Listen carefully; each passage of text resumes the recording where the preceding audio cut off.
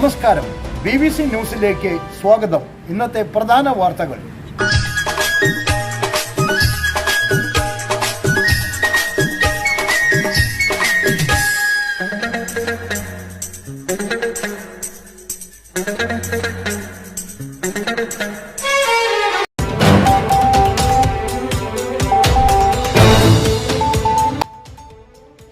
ആചാരവൈവിധ്യങ്ങൾ കൊണ്ട് സമ്പന്നമായ മച്ചാട് തിരുവാണിക്കാവ് മാമങ്ക സന്നിധിയിൽ പഞ്ചാരിയിൽ മേളപ്പെരുക്കത്തിനൊരുങ്ങി പുതിയ തലമുറ.